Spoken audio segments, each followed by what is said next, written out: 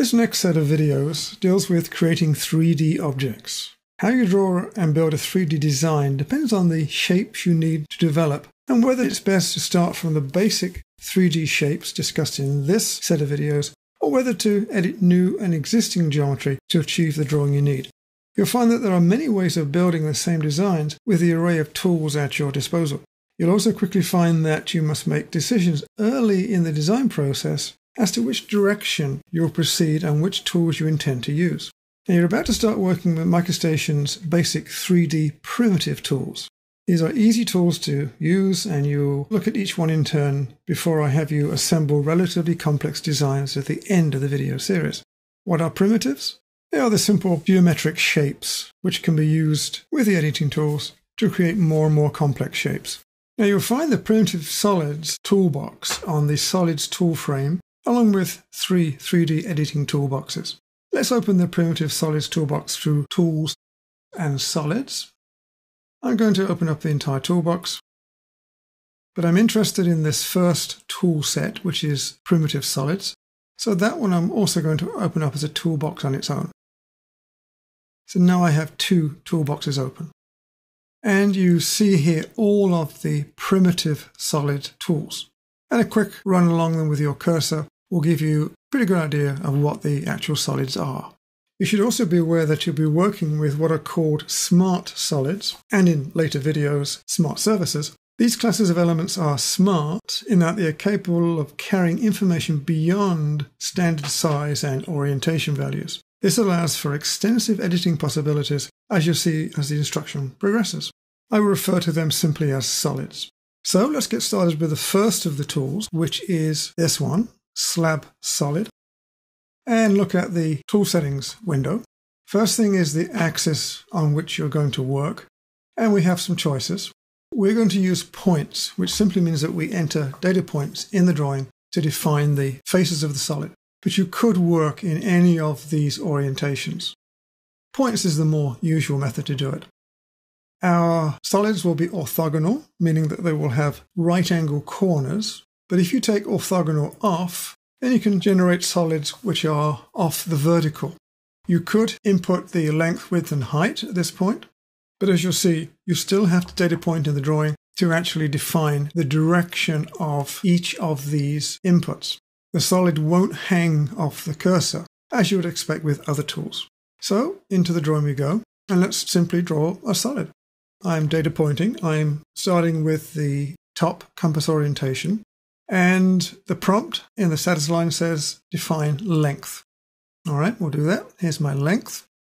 Now this could be in any direction. This way, positive X, negative X. I could switch the compass to a different orientation. The prompt would still be the same, define length. So the other 2 inputs can be in any orientation. Our data point.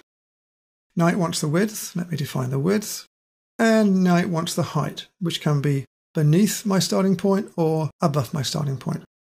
I'll just drop it down here, since it fits the screen, and data point, and there is my solid.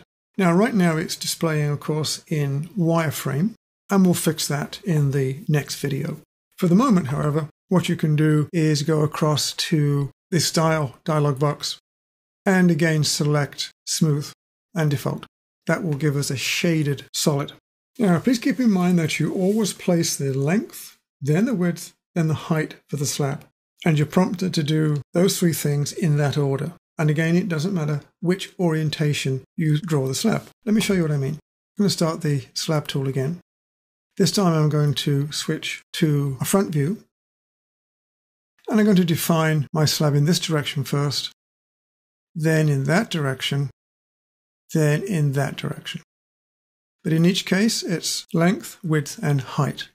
And the height dimension in this case is in this direction. Now that can be a little confusing, but after a while you won't even look at the prompts because you know exactly what you're about to draw.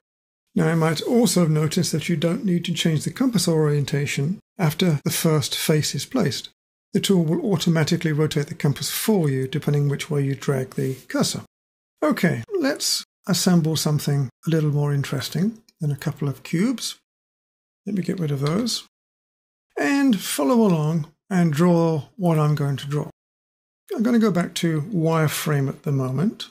And right now I'm going to draw a slab, which will look a bit like this. Fairly narrow, relatively deep, and reasonably long. Going to draw the next one. Same thing, a little bit this way, relatively shallow, and medium long. And I'm going to draw over here a very small one. I'm going to zoom in fact, and draw that, and that, and that. Then I'm going to draw one here. I'm going to change the compass, top view, zoom in, that, and that, and that. Now, let's see what I can do with this. I'm going to take the element selection tool. So we're going to rotate it. I'm using 2 points. Do not want to copy, so I'm going to start from there. And I'm rotating, but I want to go in a vertical rotation, so I'm going to change my compass to that orientation, and I want to rotate it to something like that. In 3D, in the isometric view, rotation is perfectly fine, but you have to be aware of what compass orientation you're working in. Let's go to the next one. Want to do roughly the same thing. I'm going to rotate from there. Compass is still in the right place. That one's going to go about there. This one's going to stay where it is. Okay, we are now ready to go.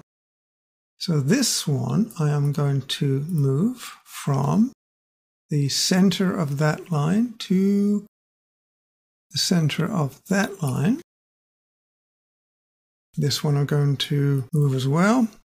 Now, one of the problems, as you can see, or perhaps you can't see, with wireframes is that they tend to flip backwards and forwards in your view.